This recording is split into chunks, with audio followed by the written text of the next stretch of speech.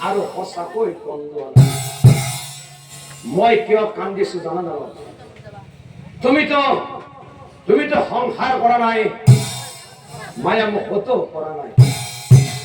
গতিকে এজনী ছোৱালীৰ প্ৰথমতে তুমি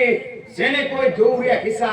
মই ভাবিলো তুমি মায়া মোহ কৰিবলৈ ভক্তৰ অধীন ভগৱান মায়া মোহত পৰি মোৰ পৰা এজন ভক্ত আঁতৰি যোৱা বুলি মই বৰকৈ কান্দিছিলো আৰু মই কিয় হাঁহিছো জানো না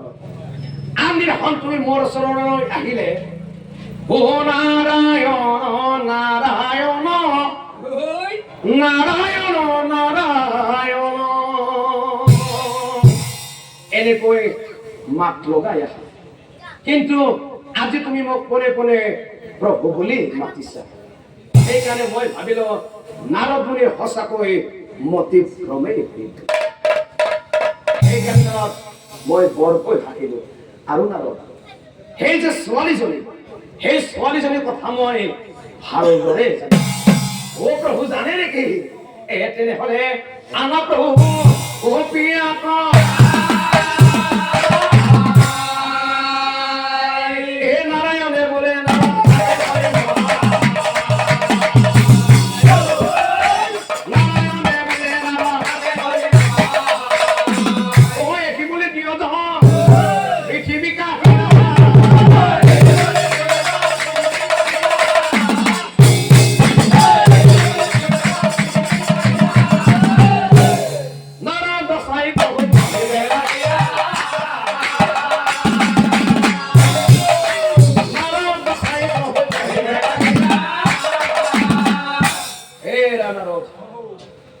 মই কিন্তু ছোৱালীজনীৰ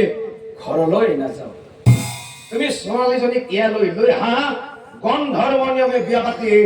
বৈকুণ্ঠলৈ যাবা এই কথা শুনি নাৰদে সেই ছোৱালীজনীক উপস্থিত গন্ধৰ্ব নিয়মে বিয়া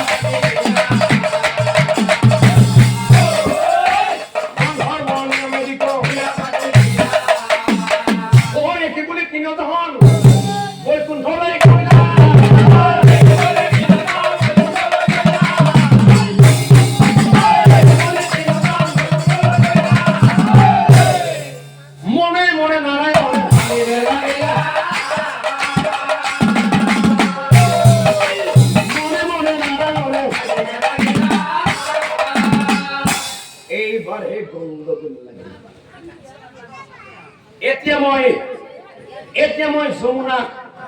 ৰাখিম মইতো ঘৰলৈ লৈ যাব নোৱাৰো তাততো লক্ষ্মী দেৱী আছে আৰু লক্ষ্মী যদি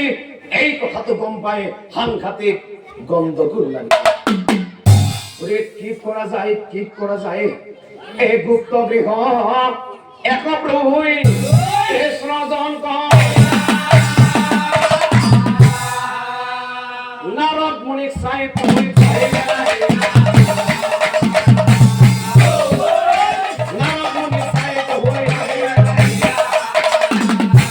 নারদ মই তোমাক এটা কথা কওঁ নারদ মই যে যমুনাক বিয়া পাতিলো এই কথাটো কিন্তু তুমি লক্ষ্মীৰ বিৰাগত ভুলত মই তোমাক হাত জোৰ কৰি কৈছো নাৰদ তুমি কিন্তু লক্ষ্মীৰ বিৰাগত ভুলত এই নাৰায়ণে এই গুপ্ত গৃহত প্ৰৱেশ নাৰায়ণ নাৰায়ণ মনে মনে নাৰদ মুনি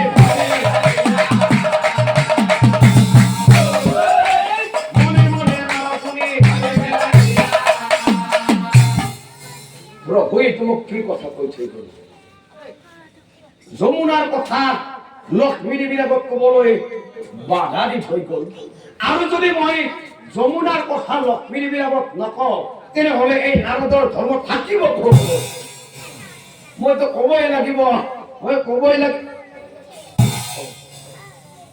প্ৰভুতো মোক বাধা দি থৈ গ'ল কওঁ কেনেকৈ কল বিপদ নকলেও নাৰদৰ ধৰ্মই শেষ কল বিপদ নকল নাৰদৰ ধৰ্ম শেষ কি কৰা যায় কি উপায় পাই গৈছো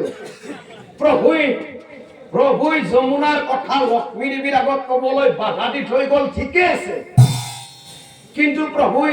এই ঘৰটোৰ কথা কবলৈতো বাধা দি থৈ যোৱা নাই যদি এই ঘৰটোৰ কথা মই লক্ষ্মী দেৱীৰ আগত কওঁ তেনেহলে লক্ষ্মী দেৱীৰ বুজিবলৈ বাকী থাকিব একেবাৰে নাৰাপুনি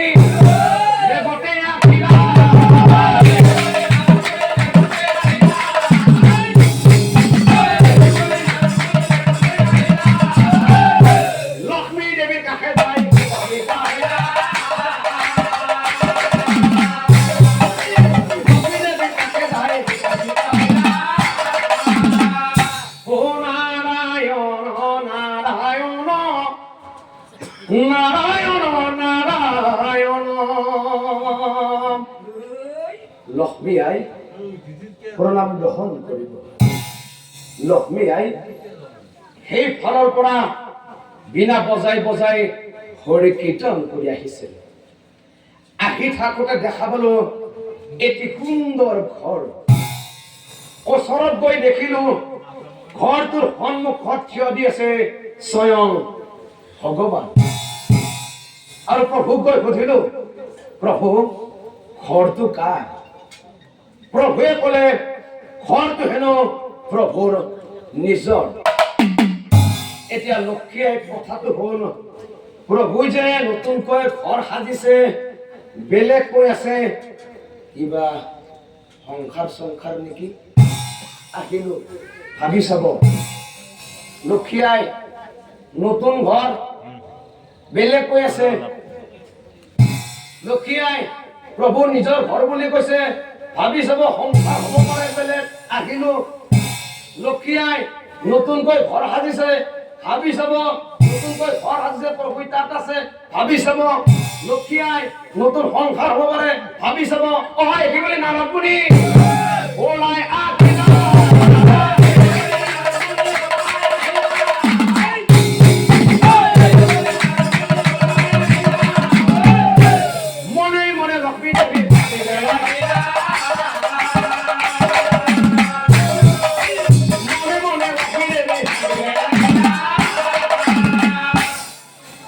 নাৰদে তোমাক কি কথা কৈ থৈ গল নতুন ঘৰ নতুন সংসাৰ এই পুৰুষ জাতিটোক বিশ্বাস কৰিব নোৱাৰে এই মহাক্ৰোধে লক্ষ্মী দেৱী ওলাই গুপ্ত গৃহৰ সন্মুখত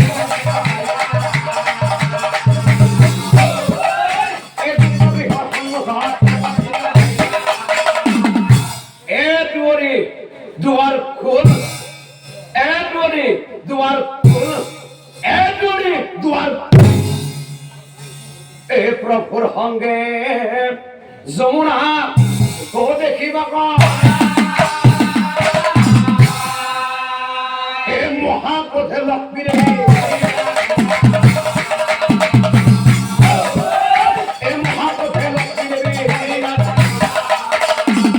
কোন তুমি হেরা সুন্দরী এজিয়া করি কে মিস্ত্রি কি হাগি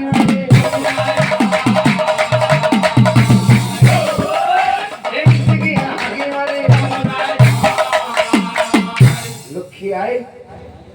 মোক চিনি পোৱা নাই লক্ষ্মী আই মই হলো কলিংগ দেখা ৰাজকন্যা যমুনা সুন্দৰী মোৰ সমান ৰূপৱান কোনো নাই সেইকাৰণে প্ৰভুৱে মোক বিয়া কৰা ৰূপক লৈ যমুনাই অহংকাৰ কৰি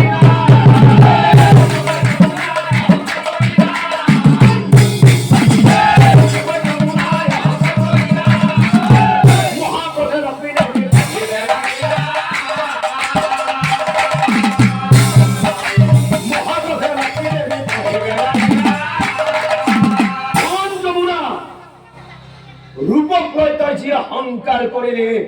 অভিশাপ দিলো মোৰ তত গৈ নদী গৈ বৈ থাকিবি এই অপিকা পাই যমুনায় ও কান্দি বেলা প্রভুর চরণে ধরি প্রভুর চরণে ধরি হে দয়াময় অভিশাপ করে পরামক রক্ষা করা দয়াময় অভিশাপ করে পরামক রক্ষা করা দয়াময় অভিশাপ করে পরামক রক্ষা করা দয়াময় এবার হলামত আলিঙ্গন করা দয়াময় এবার হলামত আলিঙ্গন করা আৰু তেতিয়াই প্ৰভুই যমুনাক চাই কৈছিল শুনা যমুনা এই অভিশাপ খণ্ডন নহয় তুমি মোৰ তত গৈ নদী হৈ বৈ থাকিবই লাগিব কিন্তু শুনা এদিন মই তোমাক আলিঙ্গন দি যাম